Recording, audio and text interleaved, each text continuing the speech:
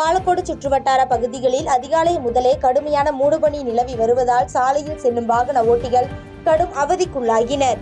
தருமபுரி மாவட்டம் பாலக்கோடு மற்றும் அதன் சுற்றுவட்டார பகுதிகளில் கடுமையான மூடுபனி மற்றும் குளிர் நிலவி வருகிறது. அதேபோல் பெங்களூர் சேலம் தேசிய நெடுஞ்சாலையில் முன்னால் செல்லும் ஆட்கள் தெரியாத அளவிற்கு பனிப்பொழிவு உள்ளதால் சாலையில் செல்லும் வாகன ஓட்டிகள் கடும் அவதிக்குள்ளாகியுள்ளனர். மேலும் அதியமான்கோட்டை, தொப்பூர், நல்லம்பள்ளி உள்ளிட்ட பகுதியில் அதிகாலை முதல் பனிப்பொழிவு நிலவி வருவதால் சாலையில் செல்லும் வாகன ஓட்டிகள் வாகனங்களின் முகப்பு விளக்குகளை எரியவிட்டவாறு சென்றனர்.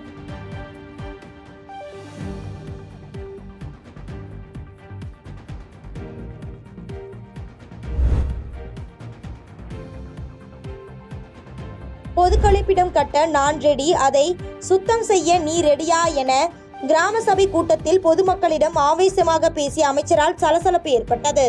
செங்கல்பட்டு மாவட்டம் மூவரசம்பட்டு முதல்நிலை ஊராட்சியில் உள்ளாட்சி தினத்தை முன்னிட்டு கிராம சபை கூட்டம் நடைபெற்றது.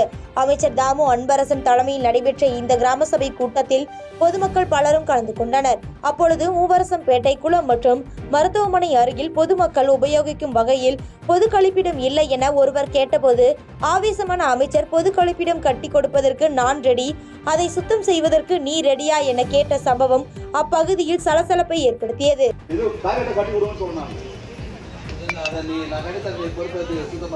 அதாவது போன வாட்டி நம்ம சொன்னாங்க எல்லாத்தையும் பண்றோம். அது வந்து ஒரு 6 மாசம் 4 மாசம் போவோம். அதுக்கப்புறம் அது பராமரிக்க ஒன்றும் அசிங்கமா தான் ஆகுது. நான் சொல்றதை கேட்டீங்க. நான் பல இடத்துல போட்டு கொடுத்துருக்கான்னு சொல்றேன். நீங்க உங்களுக்கு தேவை நான் போட்டு கொடுக்க வந்து பெரிய தொகுதி மேம்பாட்டுக்கு நான் போட்டு கட்டி தரத்துக்கு ரெடி. அது ஒரு 2-3 மாசத்துக்கு அப்புறம் அது பராமரிக்கவே முடியாது. அப்படியே விட்டுறாங்க, நாரி போதாங்க. இருக்கிற இடம் தான் பாழா போதை தவிர அதை யாரும் வந்து மெயின்டைன் பண்ண மாட்டேன்றாங்க.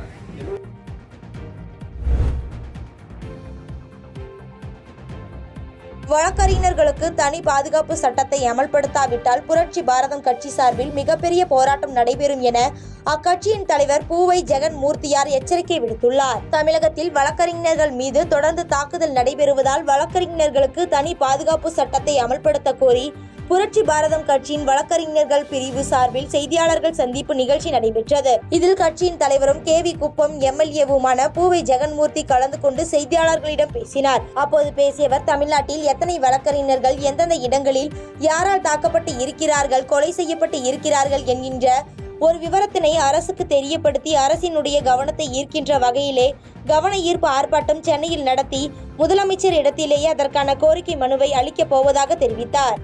தமிழகத்திலே சட்ட ஒழுங்கு சரியில்லை என்று சொன்னாலும் இந்த பிரச்சனைக்காக அரசு ஒரு நல்ல முடிவை எடுக்க வேண்டும். வழக்கறிஞர்களுக்கு ஒரு பாதுகாப்பு சட்டத்தை அவர்கள் நடைமுறைப்படுத்த வேண்டும் என்றுதான் எங்களுடைய கோரிக்கையாகவும் நோக்கமாகவும் இருக்கின்றது. ஏனென்று சொன்னால் இந்த நிகழ்ச்சியை நடத்துவதே புரட்சி பாரதம் இயக்கத்துடைய வழக்கறிஞர் பிரிவு தான்.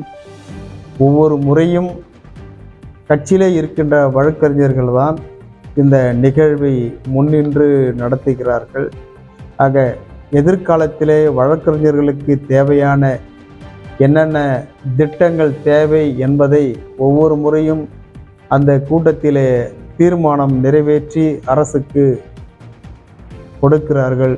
அரசு இதுவரையில் காதில் வாங்காமல் இருந்து கொண்டிருக்கின்றது.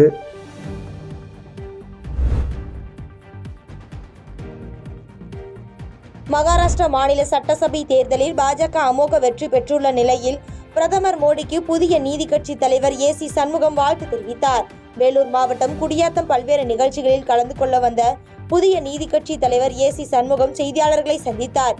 அப்பொழுது பேசிய அவர், மகாராஷ்டிராவில் நடந்து முடிந்த சட்டமன்ற தேர்தலில் பாஜக கட்சி பெரும்பான்மையோடு மிகப்பெரிய வெற்றி பெற்றுள்ள நிலையில் பிரதமர் மோடிக்கு வாழ்த்து தெரிவித்தார். மேலும் பிரதமர் மோடி இந்தியாவை வல்லரசாக மாற்றி வருவதோடு உலகமே எதிர்பார்க்கும் தலைவராக உள்ளார் என்று புகழாரம் சூட்டினார். உலக நாடுகளுக்கு தலைவராக மோடி அவர்கள் இருந்திருக்கிறார்கள். உலகமே எதிர்பார்க்கக்கூடிய ஒரு நாடாக இந்தியா முன்னேறி இருக்கிறது. கிட்டத்தட்ட ஒரு 100 நாடுகளுக்கு மேல் இந்தியாவிலிருந்து வந்தால் விசா தேவையில்லை, பாஸ்போர்ட் நேராக காட்டிவிட்டு போகக்கூடிய அளவுக்கு இந்தியாவை உயர்த்தி இருக்கிறார்கள். அதுபோன்று பல்வேறு பொருளாதாரத்திலே இந்தியா மேலோங்கி வளர்ந்து கொண்டிருக்கிறது. 5வது இடத்திலிருந்து இன்னும் 3வது இடத்திற்கு 2-3 ஆண்டு காலத்திலே வரும். அதற்கு கிடைத்த வெற்றி தான் நம்முடைய மகாராஷ்டிரா தேர்தல். ஆகவே மகாராஷ்டிரா தேர்தலில் வெற்றி பெற்ற அத்துணை அமைச்சர்களுக்கும் முதல்வருக்கும் என்னுடைய வாழ்த்துக்களை தெரிவித்துக்கிறேன். பாரத பிரதமர் அவர்களுக்கு என்னுடைய வாழ்த்துக்களை தெரிவித்துக்கிறேன்.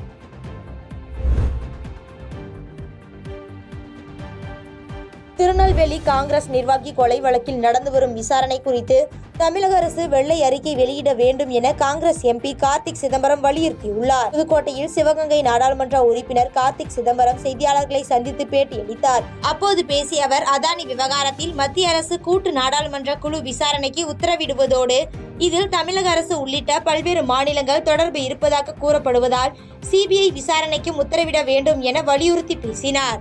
மேலும் தொடர்ந்து பேசிய அவர், திருநெல்வேலி காங்கிரஸ் நிர்வாகி கொலை வழக்கில் நடந்து வரும் விசாரணை குறித்து தமிழக அரசு வெள்ளை அறிக்கை வெளியிட வேண்டும் என்றும் தெரிவித்தார். சொல்ல விரும்பல.